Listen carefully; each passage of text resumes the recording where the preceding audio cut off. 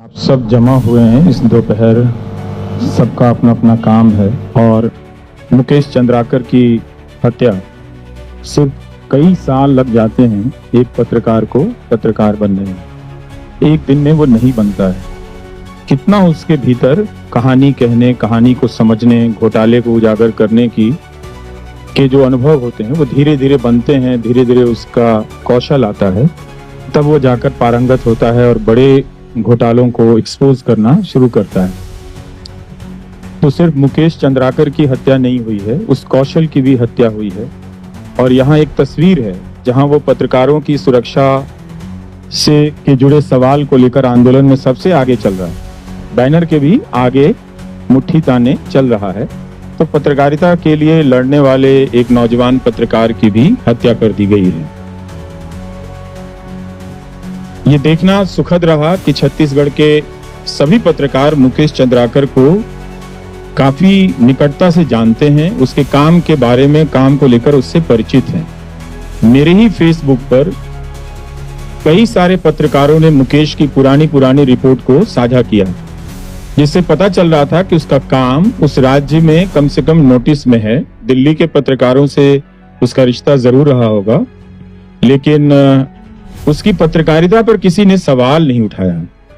शायद ये वजह थी कि उस ठेकेदार को ये बात चुभ गई होगी उसकी खबर को लेकर कि किस स्तर के पत्रकार ने उसकी जो ठेकेदारी को लेकर जो सवाल उठाए थे किया है। और उसकी हत्या सिर्फ एक पत्रकार की हत्या नहीं है, बल्कि छत्तीसगढ़ में और दूसरे राज्यों में ऐसे चल रहे न जाने कितने ही घोटालों पर पर्दा डाल दिया गया। कोई मुकेश जैसा उत्साही पत्रकार अब उन घोटालों पर हाथ डालने से डरेगा, सोचेगा या उससे कोई हतोत्साहित करेगा कि मत करो, तो बहुतों ने राहत की भी सांस ली होगी। क्योंकि हुआ यह है कि जो संस्थानिक मीडिया है उसने इस तरह की खबरों पर हाथ लगाना बंद कर दिया है। अब YouTube या निजी स्तर पर जिनके जिस रूप के प्लेटफॉर्म हैं, वो अपने जोखिम पर इस तरह की खबरें कर रहे हैं हर राज्य में। इसलिए आप देखिएगा कि पहले उनका टकराव प्रशासन से होता है। प्रशासन उन पर तरह तरह की बंदिशें लगाता है, तरह तरह के मुकदमे करता है, और ये आए दिन की घटना हो गई है। Editors guild, press club, IWPC, ये 3 संस्थाएं हैं जो बहुत सजगता के साथ और त्वरित गति से अपनी प्रतिक्रिया जाहिर करती हैं।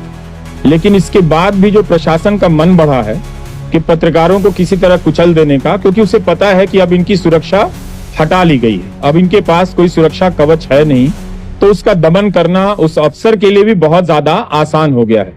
तो ये एक सिस्टम ने भी संकेत कर दिया है कि अब हम पत्रकार को किसी भी प्रकार का अपना सहयोगी मानकर नहीं चलते इस लोकतंत्र की यात्रा में। तो कहीं भी दिल्ली में जैसे उर्मिलेश जी कह रहे थे कि हटाए जा रहे हैं, और छोटे जगहों पर मुकदमों में फंसाए जा रहे हैं और मारे जा रहे हैं। हम लोग आवाज उठाते हैं, मगर वो आवाज कुछ दिनों के बाद दम तोड़ देती है, पहुंचती नहीं। तब तक कोई और पत्रकार उस लाइन में शिकार होने के लिए खड़ा मिलता है, किसी और नाम से, किसी और जगह पे। लेकिन हम फिर भी यहाँ से बहुत कुछ कर सकते हैं। यही कि उसके परिवार की आर्थिक मदद के लिए हम अपनी तरफ से व्यवस्था कर सकते हैं। जिन संस्थानों से जुड़ा रहा है उन संस्थानों को press club of India, editors guild of India की तरफ से पत्र भेजा जा सकता है कि आप भी मुकेश के परिवार को कुछ आर्थिक मदद दीजिए। और इस तरह के कोष से उसके परिवार को आर्थिक मदद दी जा सकती है। बहुत सीमित ही है ये भी मदद, लेकिन फिर भी कोई तरीका निकालना चाहिए कि उसके परिवार को थोड़ी राहत पहुंचे। जो आजीविका पर भी हमला किया गया, उसका पूरा परिवार उस संकट में चला गया है।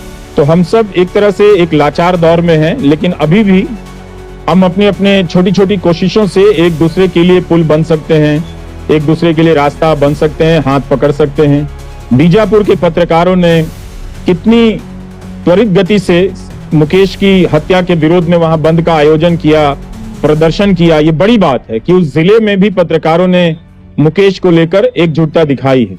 पता चलता है कि उसने अपने काम के जरिए कितना कुछ कमाया होगा, और उस ठेकेदार ने उसके साथ साथ पूरे उस जिले के पत्रकारों का मनोबल तोड़ा है। और आप देखिए कि इधर के 1 साल या 2 साल का पैटर्न देखिए, ट्विटर पर ही ज्यादातर जो वीडियो आता है वो कहां से आता है? वो इसी तरह के स्वतंत्र पत्रकार जो ऐसे मौकों पर पहुंचे होते हैं जहां पहले किसी संस्थानिक मीडिया के पत्रकार को पहुंचना चाहिए था, उसके वीडियो से सब कुछ वायरल कराया जाता है। तो ये उन पर हाथ डालने की कोशिश बहुत लंबे समय से चल रही है और गुमनाम तरीकों से चल रही है। लेकिन ये हत्या करके एक संकेत भी दिया गया है कि अपनी अपनी हदों में रहा जाए। लेकिन हम सब का ये काम है कि हम सबका मनोबल बढ़ाएं, कि जरूर अपनी सुरक्षा की चिंता करें, उसे लेकर सतर्क रहें, मगर इसका असर अपने आप पर ना पड़ने दें। जितना हो सकता है आप कीजिए, अपनी समझदारी से कीजिए, अपने भीतर एकजुटता बनाइए, ताकि प्रशासन या प्रशासन से जुड़े ये लोग ठेकेदार किस्म के जिस तरह से दबाव बना रहे हैं, खरीद ले रहे हैं। कितना दुखद था, दैनिक भास्कर में उस ठेकेदार के बारे में पूरा एक लंबा चौड़ा विज्ञापन परिशिष्ट छपा है, जैसे प्रेरणा लेने के लिए वही बचा हुआ है। बहुत सारे और भी अच्छे लोग उस जिले में काम करते होंगे, लेकिन एक पूरा पन्ना छपा था। और इसके बजाय वो अखबार अगर पूरा पन्ना उस पत्रकार के काम पर ही छाप देता तो भी पता चलता कि हाँ, आप अपनी आर्थिक मजबूरी के साथ साथ पत्रकारिता को भी एक संतुलित कर रहे हैं। मगर वो भी तो नहीं देखा, सिंगल कॉलम का पहले पन्ने पर देखी और बाद में कहीं और पीछे छपी हुई नजर आई। तो हम लोग सब कोई मिलकर बात करते रहें, इसे आगे बढ़ाते रहें, कुछ ऐसी व्यवस्था हो जाए कि हम करें। ये बहुत दुखद है, पर इसी के बीच अच्छा लगा कि प्रेस क्लब ऑफ इंडिया ने श्रद्धांजलि सभा बुलाई और एक तरह से छत्तीसगढ़ को भी ये संदेश भेजा है कि हम सब आपके साथ हैं। हमारे बीच में जितने लोग हैं उन्हीं इलाकों से आए हुए लोग हैं, वो कोई दिल्ली में ही अवतरित नहीं हुए हैं, अलग अलग जगहों से आए हैं। तो उन्हें भी पता है कि छोटे जिलों में पत्रकारों की क्या हालत है।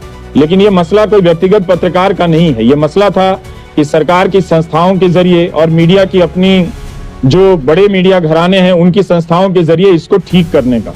मगर उन दोनों ही स्तर पर इनका दोहन किया गया, इनके साथ इनका लगातार शोषण किया गया है। पर कुछ काम करना चाहिए कि और पता करना चाहिए कि हम क्या कर सकते हैं। हमारे पास बहुत आसान काम है कि हम उन्हीं स्ट्रिंगर से पता कर सकते हैं कि आपको पूरे दिन भर के वीडियो का कितना पैसा दिया जाता है, और वो लिस्ट यहाँ पर इसी प्रेस कॉन्फ्रेंस में लगा दें, ताकि उनके चैनल के पत्रकार संपादक जब कभी आए तो यहाँ पर पढ़ लें कि जो जिले के पत्रकार जिसके लिए हम आज जमा हुए हैं उनके साथ क्या हो रहा है। ये सवाल कोई आज नहीं उठा है, 10 साल से 20 साल से उठाया जा रहा है इन सवालों को। लेकिन अक्सर आपस की बातचीत में किसी को कमतर दिखाने के लिए, आप तब नहीं बोले, आप अब नहीं बोले साबित करने के लिए, इन सब को पॉइंट स्कोर करने के लिए सब बातें कही जाती हैं।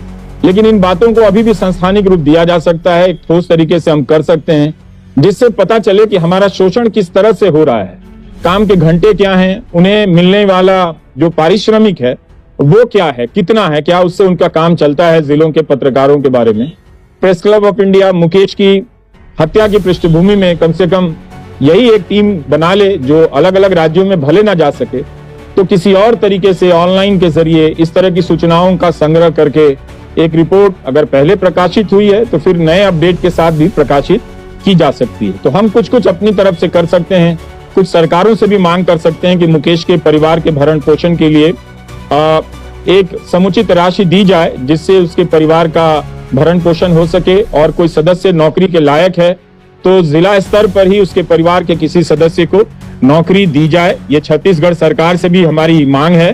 Press club of India, IWPC editors guild को भी ये मांग दोहरानी चाहिए। उन्होंने जरूर उचित मंच पर ये मांग रखी ही होगी। आप सबका बहुत बहुत शुक्रिया। नमस्कार।